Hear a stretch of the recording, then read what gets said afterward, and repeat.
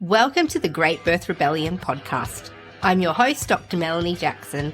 I'm a clinical and research midwife with my PhD, and each episode I cast a critical eye over current maternity care practice by grappling with research and historical knowledge to help you get the best out of your pregnancy, birth, and postpartum journey. Before we do anything today, I have something exciting to share with you. And for those of you who are listening who are keen to explore Waterbirth as a pain management strategy through labour, which is predominantly what women use water for, water is definitely one pain management option. And in addition, I would encourage you to also plan a range of other pain management tools that you can use, because water is not sort of the first line strategy for pain management. There are a range of other things that I would suggest you use before you resort to using water. I kind of at home talk about Waterbirth as like the home birth epidural, the thing you try after you've tried everything else. So when nothing else has worked, it's no longer cutting it, then it's time to get in the water. Now, I don't have time to go through all of those other pain management strategies today in this episode, but I did want to take the opportunity to encourage you to have a look at my guide to giving birth without pain medication. It has everything in there that I would ever suggest for pain management before getting in the pool. It's the things that I've seen my clients use over the last 18 years, the ones who are giving birth at home, and it's the things I used myself. They're strategies that I've seen work time and time again to help manage the pain of labour without medication and before getting in the pool. So the guide to giving birth without pain medication will give you all the information that you will need in order to prepare for a medication-free labour. The link for the guide is in the show notes down below, so go ahead, you can click there now. There's no fancy sales page. It will just take you straight to the checkout and it's all yours. It's only $27. In fact, that's cheaper than lunch, but the benefits will last far longer than a single lunch. So go down to the show notes, click the link, get the guide to giving birth without pain medication. Let's get into this episode.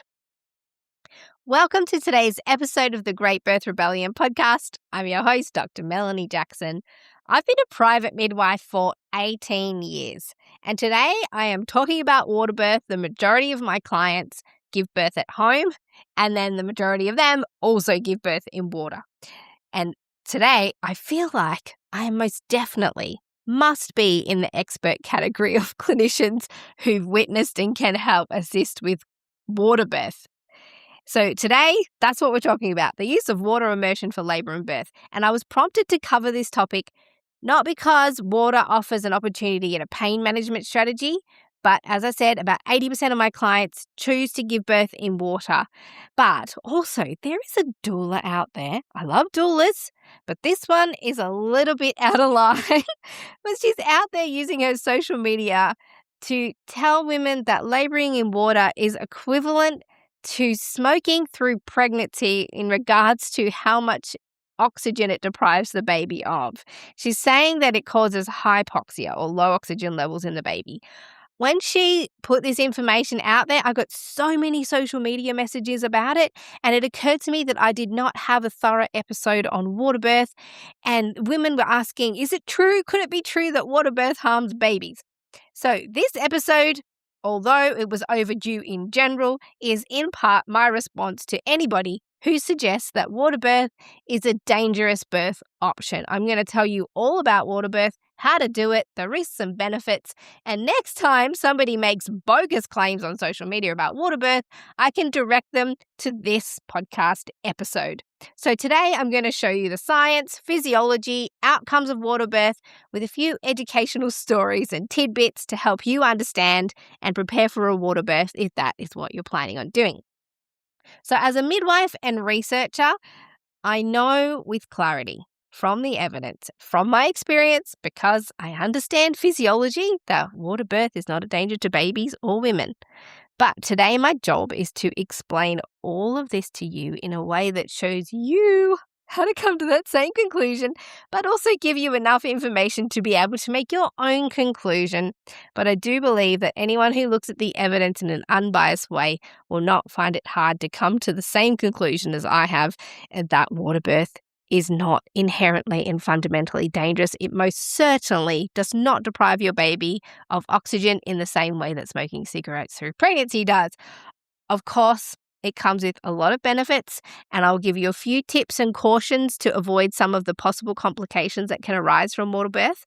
But once you know these, it's easy to mitigate them. They're not caused by the water itself. It's more due to user error around water birth, where you can get some complicating factors. So I'll explain all of that. And I will say that if you look at some research and guidelines, they will make comments about there not being enough evidence to either support or refute the use of water in labour and birth. However, many of these comments and conclusions come out of a lack of randomised controlled trials on water birth. So these are trials that would have a whole big group of women, and they would say to half of them, you're going to have a water birth, and they would say to the other half, you're not going to have a water birth. So that's a randomized control trial. And there is a lack of evidence around water birth from randomized control trials. So there's no doubt about that. But there have been surveys to see if this kind of study would even be possible. Is it possible to actually randomize women to a birth location? Because that's really what water birth is. Some people will say water birth is an intervention. However, I'm more in the camp to say water birth is a birth location. So the bed is a birth location, the birth stool is a birth location, the water is a birth location, hospital, home, these are all places that you could have your baby, not necessarily an intervention, but it's not the main point, just making a point that was in my own head. So what they found then when they tried to work out, could we even do a randomized control trial of water birth? They surveyed women, and this is done before. Researchers have asked this question, and only around 15% of birthing women said they would be open to being randomized for such a study. So 85% of women actually want to choose for themselves where they would give birth. So a highly powered randomized control trial on water birth is unlikely to ever occur because this research process, this research method is unacceptable to women. So it's just like studies on home birth. This is the same situation as we get in when we study home birth. And the Cochrane database of systematic reviews has certainly spoken about this too, is that we can't actually ethically randomize women to a birth location, a birthplace.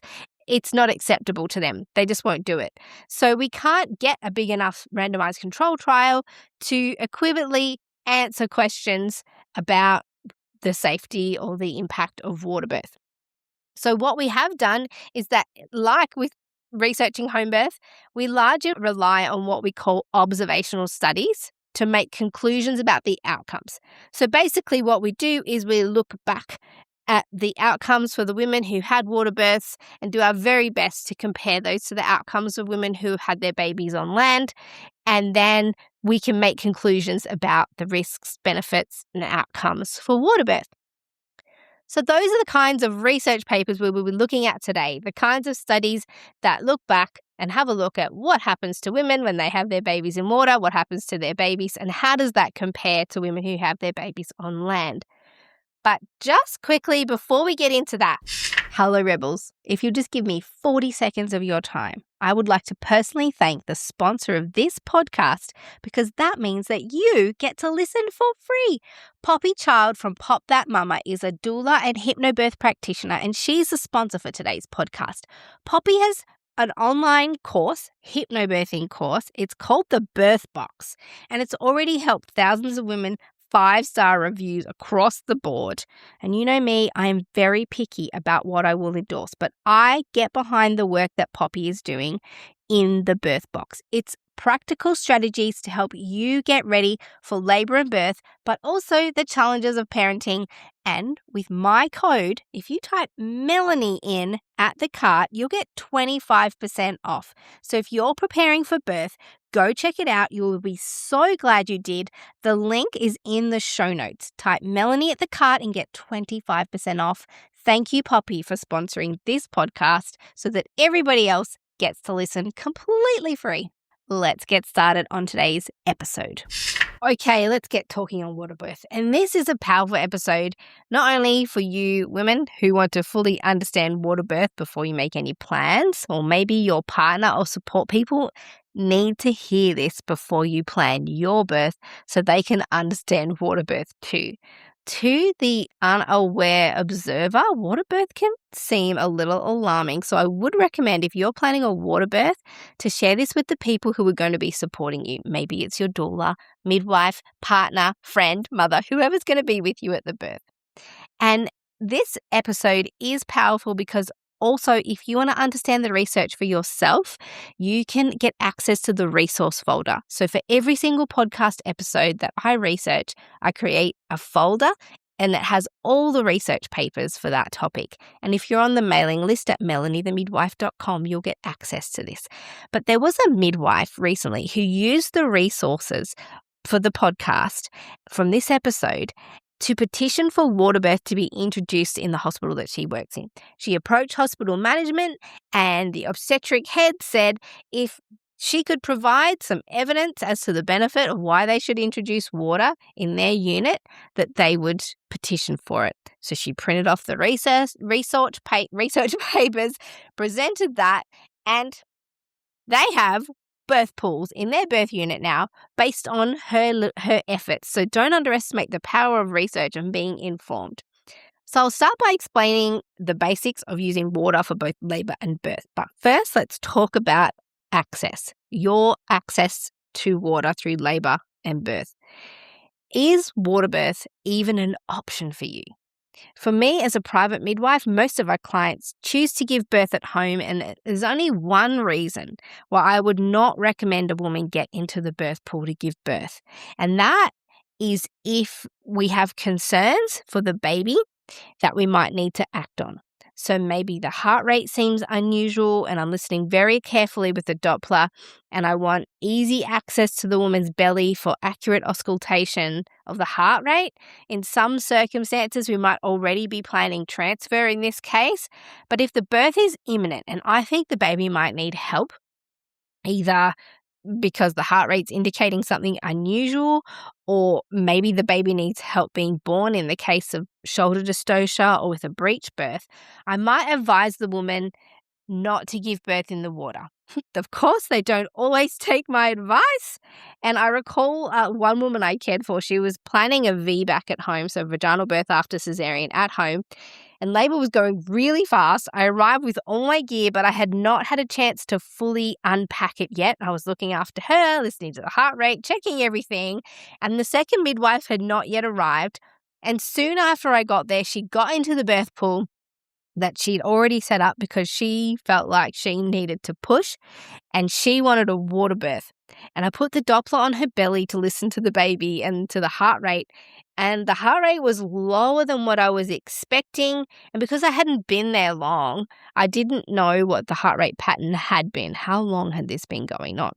So as I was considering what to do next, her waters broke in the pool, which is a pretty good sign that the baby is on its way.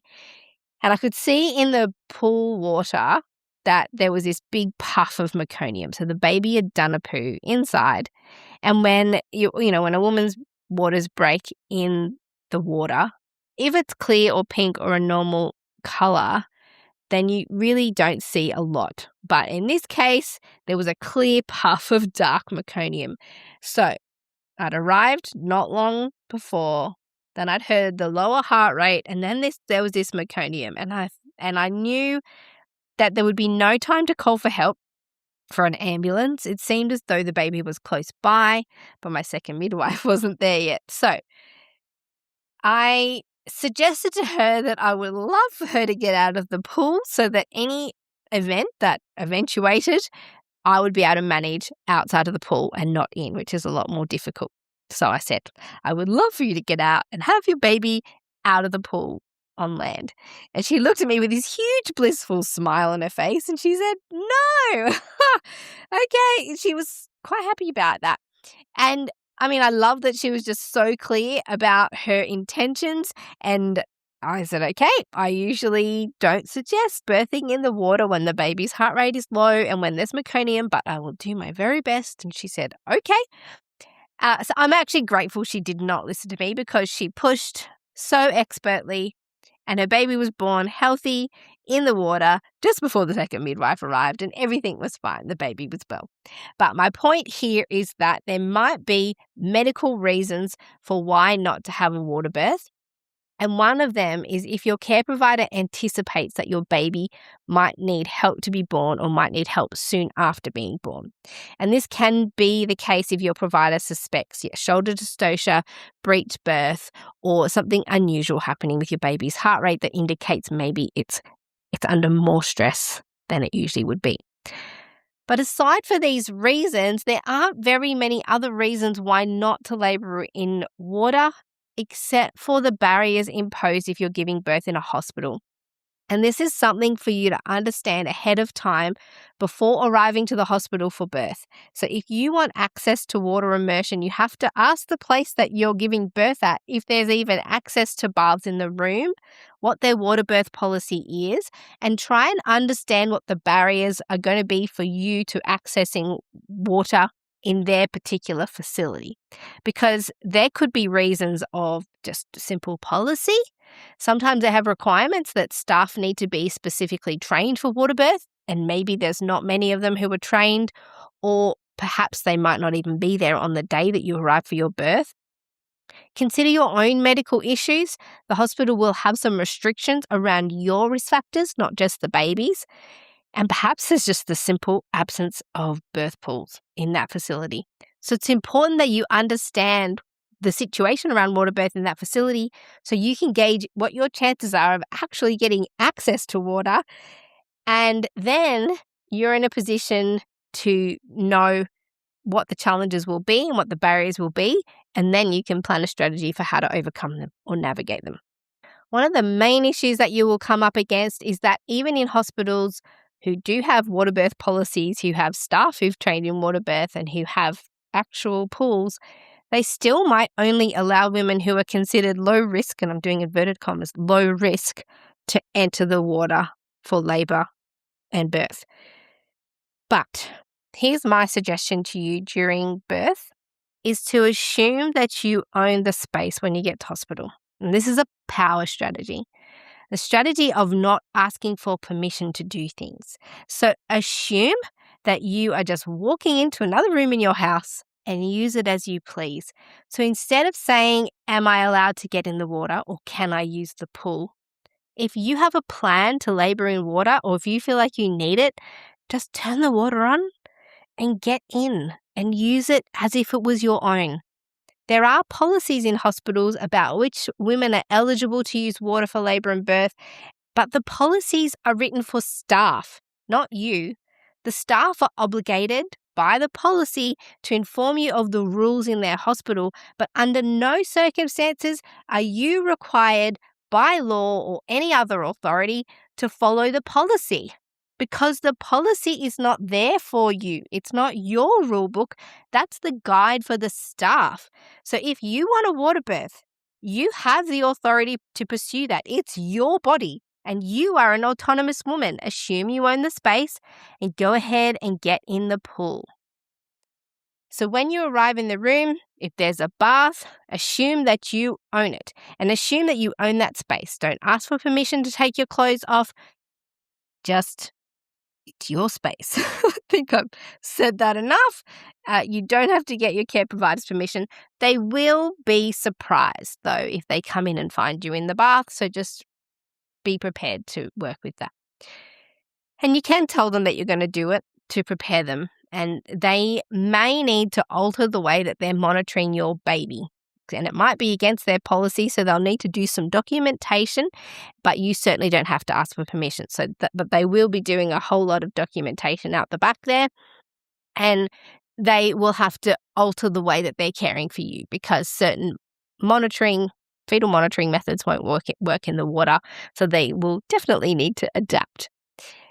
So here we have a problem where only low-risk women are allowed to enter the water. However, the medicalisation of birth is continuing, and so we're gradually classifying every little thing in pregnancy and birth as a risk factor, and therefore more and more women are being classified as high risk, and less women are even qualifying to use the water.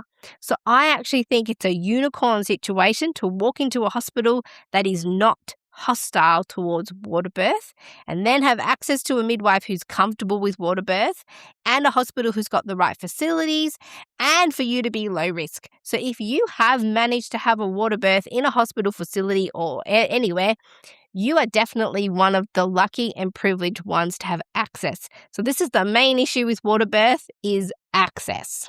Now, fortunately, as hospitals update their facilities over time, more and more of them are making sure they accommodate birth pools, big, nice birth pools in the birth space. But water birth is still restricted from women who have a BMI over 35, if you have a previous history of postpartum hemorrhage, if your waters are broken for over 24 hours, or if you're having an induction, you'll be advised not to access the water. The policies are different in every single hospital. So you can ask for the water birth policy and understand what things will restrict you from getting access. Okay, now before I go any further into the water birth risks and benefits, let's talk about why your baby isn't at risk of drowning during a water birth or while being born in water. And here I'll also include circumstances where we recommend that women don't birth in water, and then we'll talk about the research and outcomes. So I once taught a class of senior school girls in a high school, and I taught them about childbirth. I'm not a teacher. I was called in specifically for this class. And I showed them a water birth video. And in the video, the baby's head was born in water. The woman was planning a water birth. And then there was this usual gap that happens where the contraction stops. So the head is out and everyone's waiting for the next contraction so the rest of the baby can be born. And the whole classroom erupted. They were screaming and yelling at the screen, "Push the baby out, push the baby out." And they were so aggravated that I had to stop the video and explain to them that this was a normal gap in the birth process. The baby was fine underwater. The baby's head was born. It was completely safe to wait the minutes that feel very long, wait the minutes before the next contraction for the woman to push the rest of the baby out. Now, the next time I taught that class, I made sure to mention that before putting the video on. So, what happens when the baby's head comes out? Why isn't the baby drowning? Let's start. So the baby is attached to the mum by the placenta and the cord, and that's where the baby's getting all the oxygen, nutrients, and everything that it needs from its mum. So the lungs, when they're in utero, they only have enough blood supply to keep the tissue alive.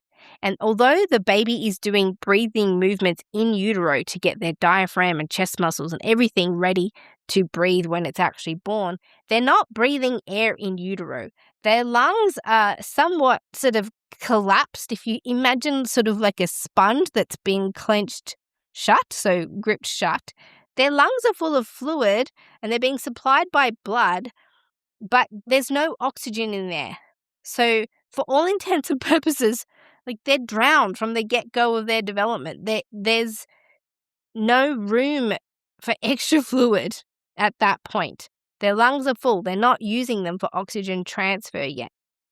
So their whole circulation while they're in utero is actually different to once they become air breathers. Their blood circulation, once they breathe air, and their lungs expand and fill with air, there's all these trapdoors that close within a baby's body to completely redirect oxygen flow so that now, when they're air breathers, the blood that sources the lungs is now collecting oxygen to be distributed around the body. That was not originally what happened when they were in utero. And so when people say, "Oh my gosh, how can the baby breathe underwater?"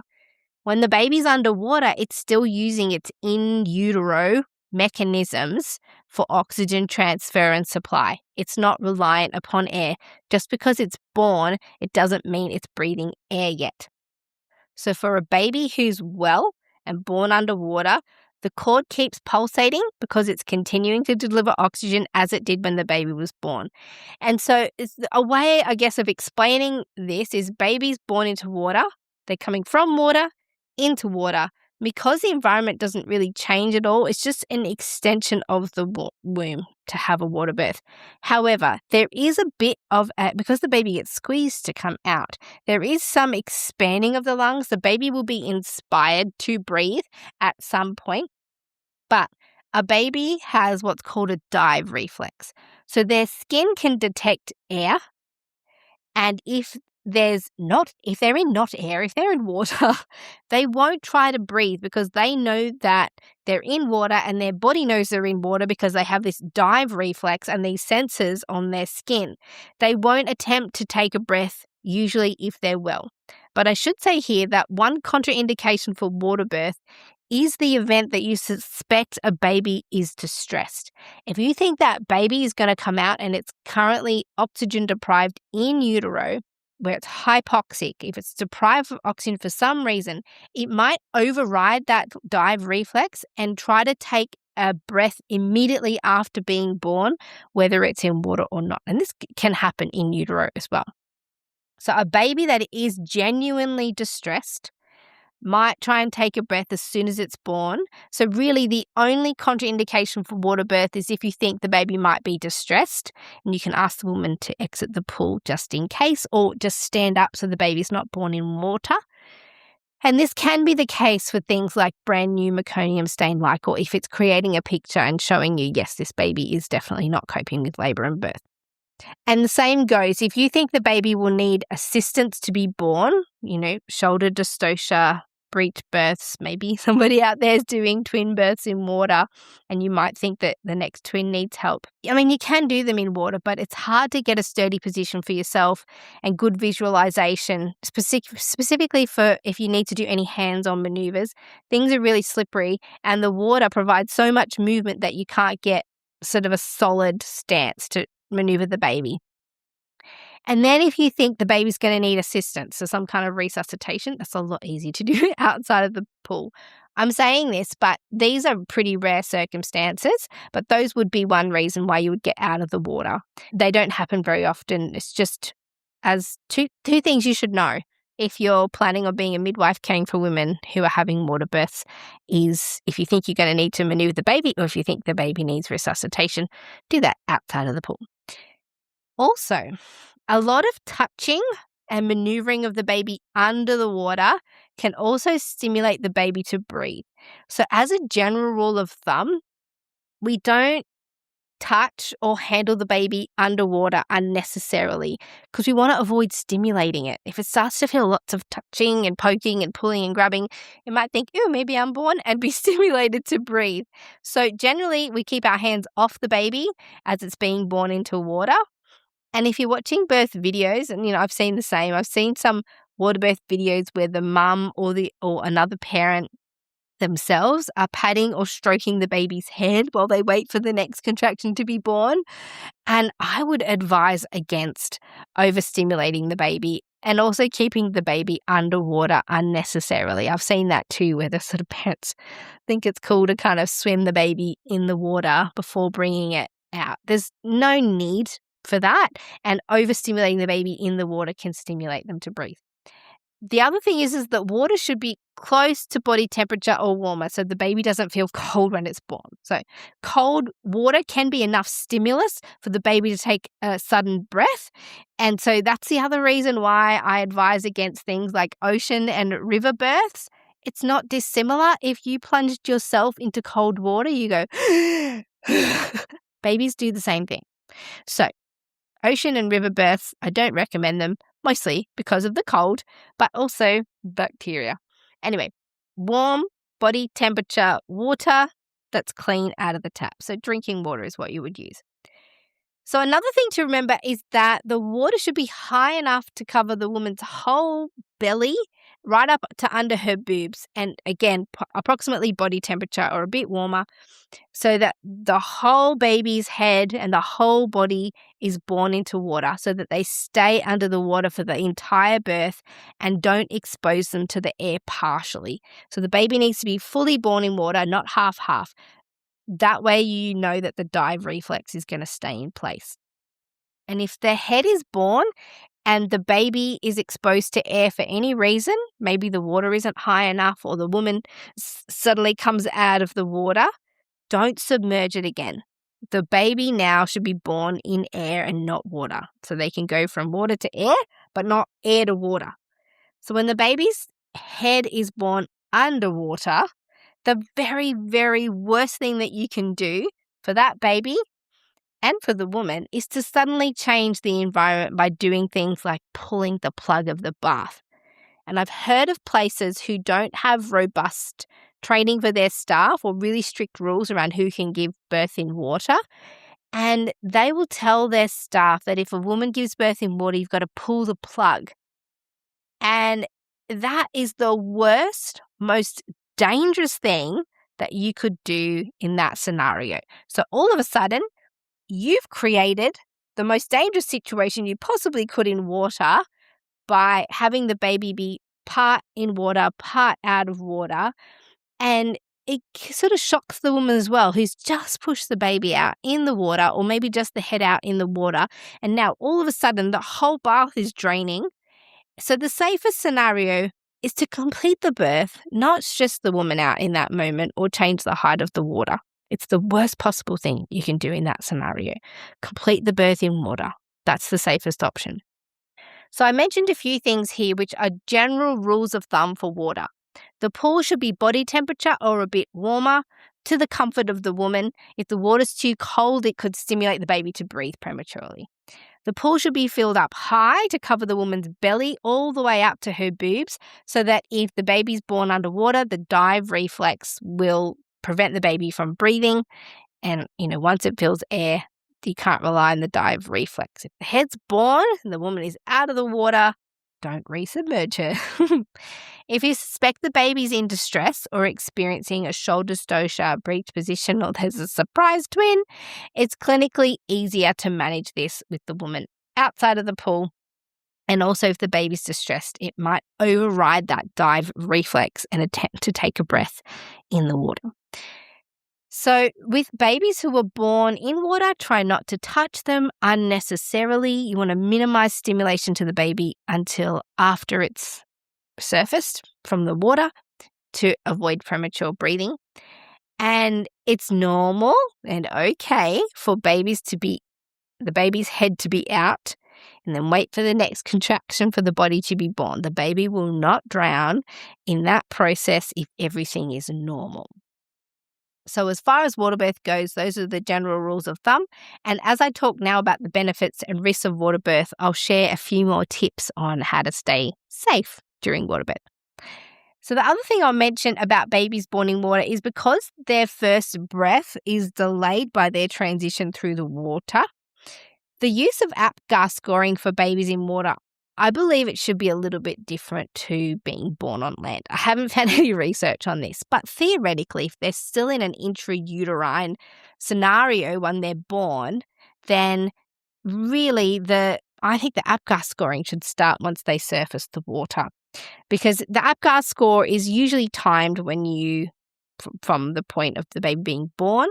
But midwives who attend a lot of water births will tell you that typically babies born in water seem to take longer to respond to being born. It's kind of less of a dramatic entrance, which is completely okay because the cord is still pulsing. The baby's still getting all the nutrients and oxygen and everything it needs. It's all provided. But at the very least, I would suggest starting APGAR clock at the time that the baby surfaces. I mean, APGAR scoring is thought with controversy anyway. So if you have a look at episode 97 if you're interested in APGARs. But what I know from attending water births and what other midwives have also shared is that when babies are born in water, they do seem to be a lot more chilled out, a little bit more relaxed. It's a lot more of a kind of gentle entry. and they don't all cry all the time. They just kind of slowly come in and wake up. So some people suggest that maybe water birth babies need to have a different APGAR scoring method. But anyway, just to let you know, not to be alarmed necessarily if the baby takes a little bit more time to come in. But I mean, yeah, obviously you're the clinician. If you're a midwife listening to this, be aware.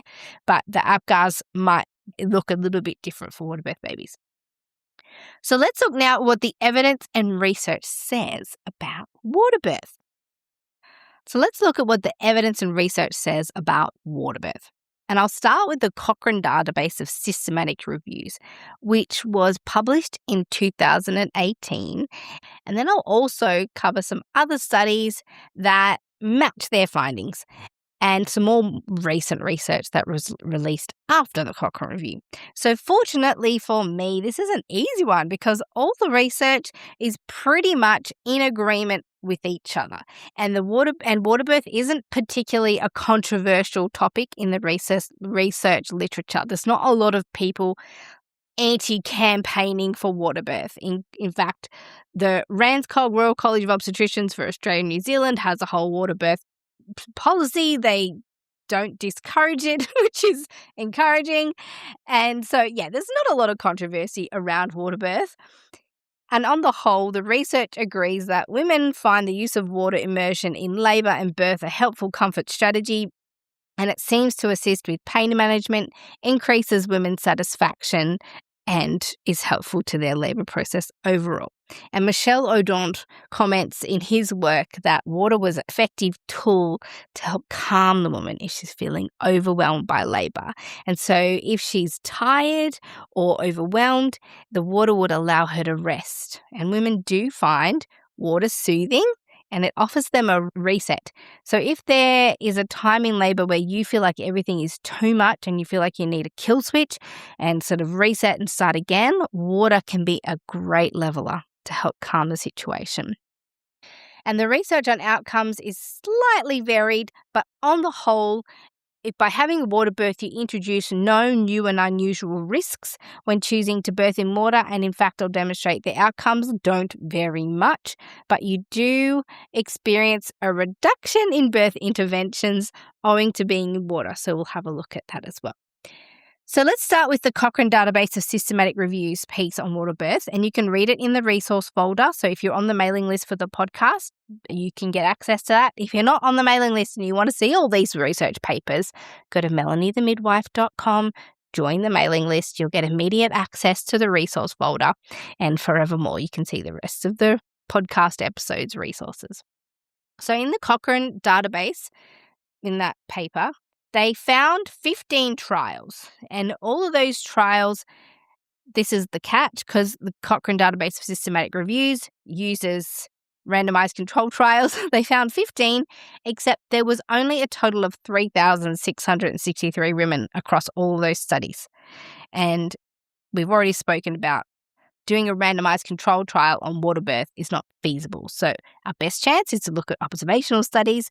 So I won't go through all the details of the Cochrane review except to share the conclusion, because I have some better and more recent studies. But Cochrane says, in healthy women at low risk of complications, there is a moderate to low quality evidence that water immersion during the first stage of labour probably has little effect on the mode of birth or perineal trauma, but it may reduce the use of regional analgesia, so pain medication in labour.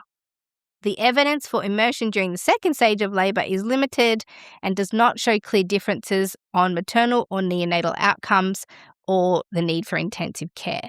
There is no evidence of increased adverse events to the baby or the woman from labouring or giving birth in water. Available evidence is limited by clinical variability, and no trial is being conducted in a midwifery-led setting. Now, that's the biggest part that I want to talk about. Of all of those studies, the 15 that Cochrane used for their 2018 look into water birth, none of the births happened in a midwife-led setting. So up until 2018, we only understood water birth from the perspective of obstetric management. So it doesn't make sense that there would be no study, at that point. So what they concluded is, although there was 15 studies, there wasn't really high volume of women. It's hard to make strong conclusions, but there are other papers that have been done, research that's been done since 2018.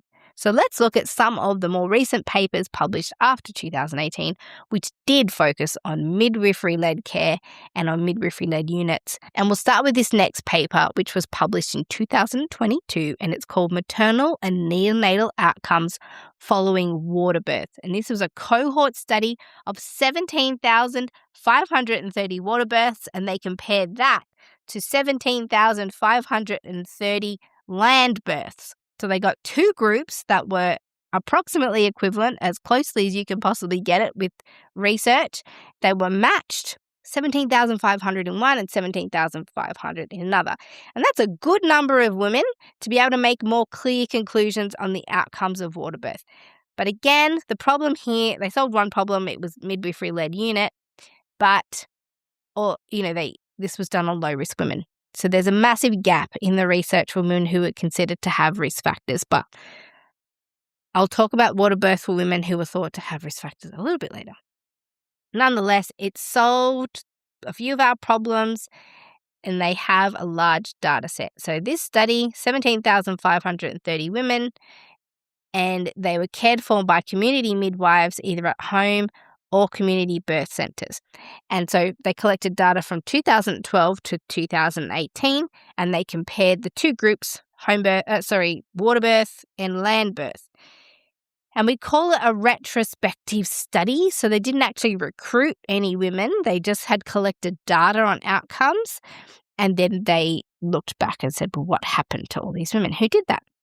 And what this study was looking at, they looked at maternal and baby outcomes. So for maternal outcomes, they asked, did they have a postpartum hemorrhage of greater than 1,000 mils? Separately, they asked, was the woman diagnosed to have had a postpartum hemorrhage even though she didn't lose 1,000 mils? I like that type of questioning. They looked at the perineum and if there was any trauma to the vulva or vagina and to the anus. And they looked at if women had to transfer to hospital within 6 hours after the birth. They also had to look at if the woman had to be hospitalised up to 6 weeks after the birth. So those are the outcomes they checked for women.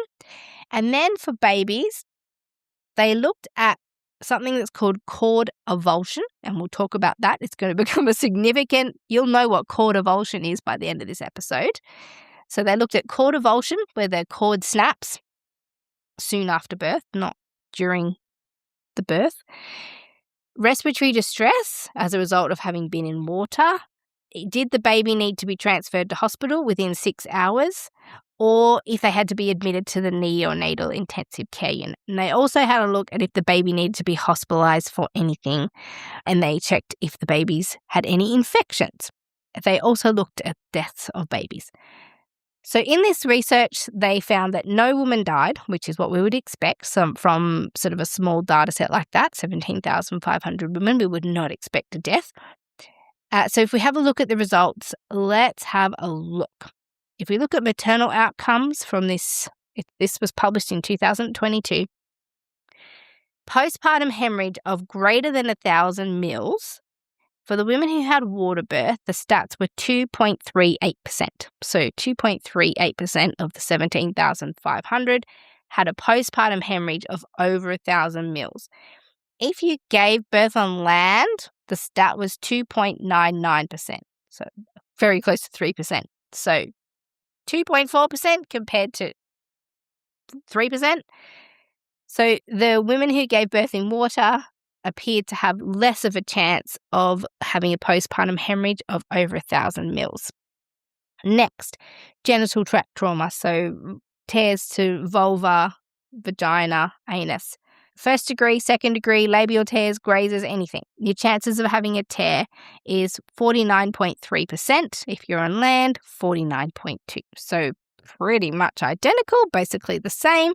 You're at no increased risk of a worse or better outcome for your perineum if you give birth in water, according to this study. And they had a look at the third and fourth degree tears. And this is something that came up when people were emailing me asking me for research, that their obstetricians were worried about them birthing in water because they believed that there would be an increased chance of 3rd or 4th degree tears if they had their babies in water. So this study specifically picked out that stat. If you're in water, you have a 0.75% chance of a 3rd or 4th degree tear that starts to involve the anus. If you're on land, 0.84%. So this study, although it was 0.75% compared to 0.84%, they considered that statistically significant. So in fact, based on this study, you've got less of a chance of a 3rd or 4th degree tear if you give birth in water. But also here, these women gave birth at home or in a birth centre. So there's no chance of vacuum or forceps delivery, which is something that can really predispose women to a 3rd or 4th degree tear from either an episiotomy or the actual procedure of the vacuum forceps. So that risk is eliminated if you're birthing in water because people simply don't have access to give you an episiotomy or vacuum or forceps if that's the plan. So now let's look at maternal hospitalisation in the first 6 weeks, and that is 1.9% if you give birth in water, 2.2% if you give birth on land. So that was considered again statistically significant. So if you give birth on land, there's a statistically significant, more likely chance that you'll need to be admitted to hospital in the first 6 weeks after your birth. But again, we're talking 2.2 versus 1.9. So because the other thing that people worry about is uterine infection for the woman. Sometimes they'll say your waters are broken, you can't get in the pool, your waters are broken, you're at risk of an infection. Or like, what happens? Does the water actually get up there? Unlikely. But people do worry about maternal uterine infection as a result of having given birth in water. So there was also a statistically significant difference, but not in favour of water birth. So maternal uterine infection in the first 6 weeks, if you give birth in water, 0.31%. If you gave birth on land, it's 0.25%. So statistically more likely to get a uterine infection if you give birth in water, so 0.31% versus 0.25%. So there was an increase in maternal infection. But interestingly, in terms of the women who had to be hospitalised for uterine infection, they were the same. So the same number of women had to go to hospital for uterine infection than those who gave birth on land. So even though some women were diagnosed with a uterine infection after water birth, but also after land birth, only half of them actually needed to go to hospital. So the hospitalisation rate for infection was the same for any woman. And that tells us that it wasn't particularly serious, that they had to be hospitalised and that it was managed at home or under the care of their midwife. So those are the stats. And if we look at outcome for babies now, the first thing, this umbilical cord avulsion. So cord avulsion is when the umbilical cord snaps off from the placenta. So either it can happen close to the baby or further up the cord. And it happens once the baby is born. And if it happens, the midwife has to notice it. You should notice it. So in the Waterbirth group, there was a cord avulsion rate of 0.57%, so about 0.5%. On land, it was 0.37%. So there was an increase in cord avulsion as a result of water birth. And if I'm honest, I've seen 2 cord avulsions at home in water and 1 on land. And the 2 water birth ones were pretty much a result of the dad catching the baby and kind of forgetting about the cord and placenta and kind of pulling the baby too far away from the mum and snapping the cord by sheer force, just by the fact, just lifting it out of the water and handing the baby to mum. So this could kind of happen if there was a short cord and the baby's born and the mum goes to lift the baby up out of the water, not noticing that the cord is short, and then it snaps. So this is generally how it happens. In my circumstances, everyone was fine. I noticed what happened, that the cord had snapped, and then you need to quickly clamp it because the blood that's coming out of the cord is the baby's blood. Any blood that's in the placenta also is the baby, so it belongs in the baby, and now the cord's been immediately severed. So it's important that you clamp the cord straight away if you notice that the cord's been snapped. So it's slightly more likely to happen in a water birth, which makes sense. There's less visibility, and if the cord is short, then the woman's left less able to maneuver the baby and sometimes can accidentally snap the cord, or the midwife, whoever's catching the baby. So now that we know this about water birth, that cord avulsion is slightly more likely in a water birth, incorporate that knowledge into your practice. And I always do remind the women to be careful when bringing their baby up. Do it slowly and notice what the cord is doing. If the cord's a bit short, they might need to actually bring their body up with the baby so that it can surface. But also sometimes the cord can be wrapped around the baby, under their arm, around their neck, whatever it is. So if you see that, if a baby's born underwater and you can see that there's a lot of cord coiled around the baby, I would suggest gently unwrapping the cord in the water. And, you'd have to be kind of swift with it, but loop it over. It's a lot easier to untangle the baby. When it comes to the surface, all the cord is very tight and it's hard to loop it over, and, it's all the baby's slippery and you've got to maneuver it. So try and do that quickly under the water before letting it surface. So now that we know that cord avulsion is more likely to occur in water, for the reasons I just mentioned, instead of saying, we shouldn't do water birth because it increases the risk of cord avulsion, just adapt your practice and educate yourselves, your staff, and the women who are in your care, just to ensure that there are precautions and strategies in place to prevent it from happening in the first place. So have a clamp within reach, just in case there is an avulsion. Be aware that it can happen, and careful when you lift the baby up so that there's no sudden movement of the baby away from the mother that the cord might snap. And that's what research is good for. It's really to point to things that need our attention so that we can come up with some solutions and strategies. So use caution around moving the baby away from its mother after it's born in water, because there is a slightly increased risk of cord avulsion. Now we know. Okay, now continuing on in this study, let's look for the more concerning outcomes that people would have for the baby. So we'll look at the neonatal death rate, so the death of the baby.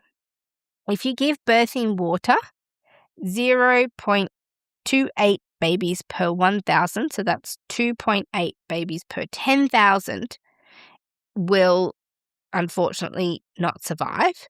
If you give birth on land, it's 0.51, so half a baby per 1,000, so 5 babies per 10,000. So it's more on land, 2.8 per 10,000 in water, 5 babies per 10,000 on land.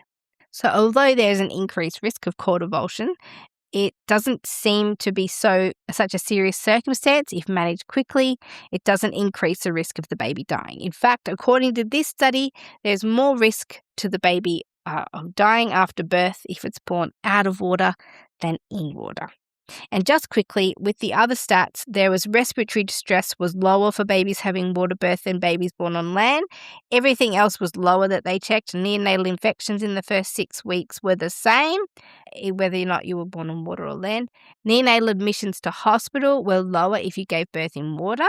So the findings of this study, what they said, I'm just going to use their words because they're actually so beautiful. So the researchers said that for every 10,000 women who have a water birth, 6 will develop a postpartum uterine infection. On the other hand, those 10,000 water births would have simultaneously been associated with 60 fewer hemorrhages over 1,000 mils, 74 fewer diagnoses of postpartum hemorrhage, 44 fewer instances of maternal transfer to hospital in the postpartum period, 28 fewer hospitalizations in the first 6 weeks, 8 fewer 3rd or 4th degree tears, and what's most importantly is no increase in hospitalization for infection. So although they found a slight increase in uterine infection risk if you give birth in water, it doesn't increase the risk of you needing to go to hospital to manage that. And for every 10,000 babies born underwater, you would expect 20 cases of umbilical cord avulsion, but 12 fewer cases of respiratory distress, 26 fewer neonatal transports to hospital, and 20 fewer hospitalizations in the first 6 weeks for the baby. And importantly, no increase in neonatal deaths, in fact, a decrease in neonatal deaths. So yes, convulsion increases, but this is a minor outcome compared to things like death and respiratory distress and admission to neonatal intensive care units. And I think what we have here is a beautiful baseline of what is possible for water birth, because this study was done on low-risk women with midwives in a community setting. That's our baseline. That is what is possible. So as far as I can gather, this is our baseline to move on from. And if you started implementing water births in your hospital, we know that it's possible to have these amazing outcomes and these statistics. And if the stats in your hospital are different, then it's not what's happening with the women, and it's not what's happening with water birth. Potentially it's what's happening in that setting with those care providers.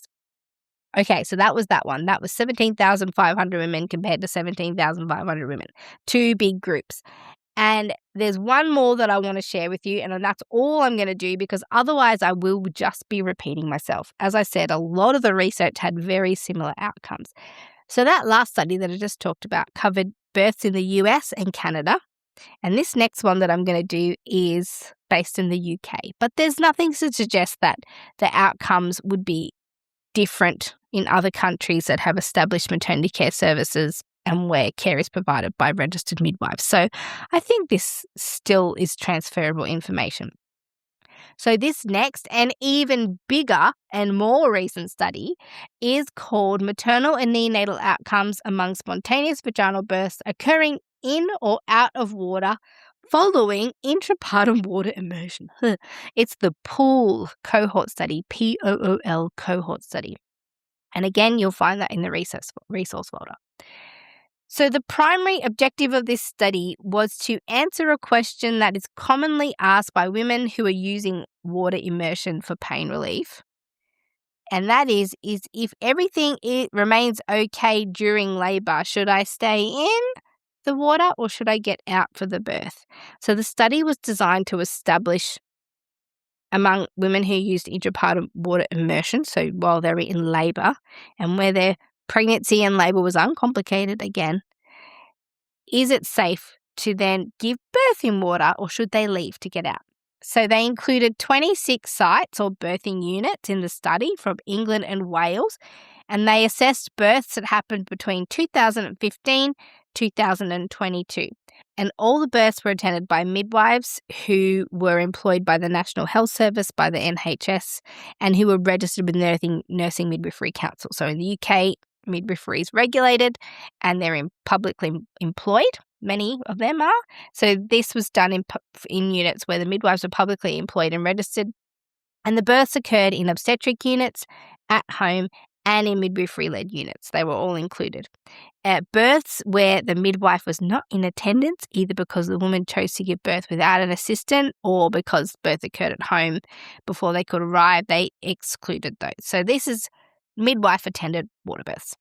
Now, the main thing they were looking for women here was the anal sphincter injury, so 3rd and 4th degree tears.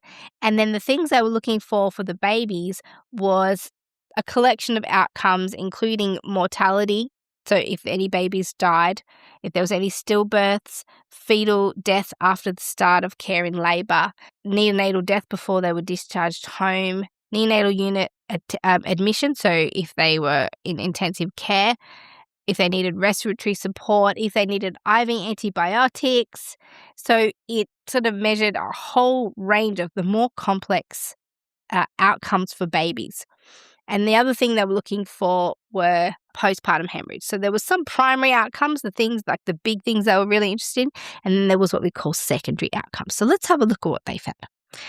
So they had a total of 869,000 records that they received from these 26 units, and 90% of the women had no record of water immersion in birth. So only 10% of those women, so around 87,000 women, had used water during labour and birth. That's 10% of the data they collected. a total of 60,000 births were relating to women without antenatal or intrapartum risk factors who used water and were eligible for the study. So in all, there was actually 39,600 water births and 20,700 births outside of water on land. Now let's have a look at the findings. Now I've got here the chart where they explain the percentages of all the things that happened. So 3rd and 4th degree tears for primates, women who have not had a baby before. In this study, if you gave birth in water, it was 4.8%. If you gave birth out of water, 5.3%. So higher if you gave birth out of water. If you had a baby before, the chances of a 3rd or 4th degree tear were 1.1%. If you were in water, if you were out of water, 1.7%. So again, water birth protective for 3rd or 4th degree tears. Overall, if you bunch them all together, there was a 2.5% chance of 3rd or 4th degree tear if you gave birth in water, 3.8% if you were out of water. So that's already better. Then they had a look at the next primary outcome, the big major thing that they were looking at was adverse outcomes for the babies. If you bunched everything together, all the things they were looking for, the babies born in water, 2.7% of them had some major adverse outcome. If the baby was born out of water, it was 4.4%. So much higher in the out of water births. And they broke that up for us as well so we could see the breakup of the stats of the separate components. So neonatal admission that required respiratory support, 0.9% for the babies who were in water, 2% for the babies out of water. With regards to intrapartum or neonatal deaths, there were 7 in the water birth group and 6 in the land birth group, but that there was a few more babies in the water birth group.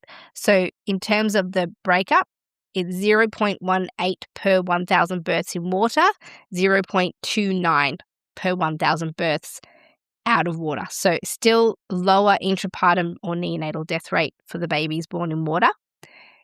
Babies who needed administration of antibiotics after birth, water 1.8%, land 2.9%. Again, better outcomes for the babies born in water. Now the secondary outcomes, so kind of like the other things they were looking for, shoulder dystocia outcomes. For the women who gave birth in water, there was a 0.6% chance of shoulder dystocia. For those on land, 3.1%. So much higher on land. Postpartum hemorrhage with blood loss greater than 1,000 mils, 2.9% if you gave birth in water, 3.8% on land. The next thing is they looked at cord avulsion for the babies, of course, and they found the same thing as the previous studies. 1% if you give birth in water, 0.3% on land. But we already know how to prevent that for next time. Neonatal resuscitation required at birth was lower if you gave birth in water. It was 4.1% versus 6.3% for those babies born on land. So the pooled study is the largest UK-based study of water immersion during labour and birth. It's generated high-quality evidence on maternal and neonatal outcomes that are associated with water birth. Now, the study was consistent with other studies of water birth, so now hopefully we can all at least agree that water birth for women that don't have complicating factors is at least equivalent to the outcomes for women who give birth on land, both for the women and for their babies, actually, if not better, in water. But we do just need to show caution with the possibility of the cord snapping and being aware of that. But from a physiology perspective, I know all these studies have been done on low-risk women, but if we look at the physiology of labour and birth, I just can't see an increase in the risk for women who have things like diabetes or VBAC or a high BMI or a history of postpartum hemorrhage, for example. In fact, what we saw is that women who have had a history of postpartum hemorrhage are less likely to have one in water than on land. So for women with risk factors who've been told they cannot birth in water, and if that's you, please know that the water itself does not add a layer of risk to your birth. So sometimes, for example, bigger mamas are restricted from water birth because of the logistics of getting you in and out of the pool, not because it's more dangerous, but it's just the logistics of getting in and out. And they're thinking always of the worst case scenario. What if the woman loses too much blood and we can't get her out of the pool? What if she loses consciousness? How are we going to get her out of the pool to care for her? It's really about logistics with the risk factors. And I could talk forever about water birth for women with risk factors, but I just want to encourage you, mamas, who have been told that you can't get into the water because of a risk factor. I would suggest that you work with your care providers to navigate creative solutions to overcome the barriers to you accessing water. Find out why and if you personally are at increased danger by getting in the water. It's likely that it's more of a logistical or workplace barrier and it's not actually more risky for you, but your care team might have perceived challenges that relate to other things more than your particular safety. Now, that is all I will say about that. That is this episode of Great Birth Rebellion podcast on water birth. I would encourage you to read and utilize all the papers in the resource folder. And if you are really keen to get through labor and birth without pain medication, I would suggest you incorporate the use of water into your pain management strategy and also consider getting the Guide to Giving Birth Without Pain Medication that I've created just for you based on everything that I've learned over the last 18 years of watching women do exactly that. You can do it too. The link is in the show notes, and I will see you in the next episode of the Great Birth Rebellion podcast. To get access to the resources for each podcast episode, join the mailing list at melaniethemidwife.com, and to support the work of this podcast, wear the rebellion in the form of clothing and other merch at thegreatbirthrebellion.com. Follow me, Mel, at Melanie the Midwife on socials, and the show at The Great Birth Rebellion. All the details are in the show notes.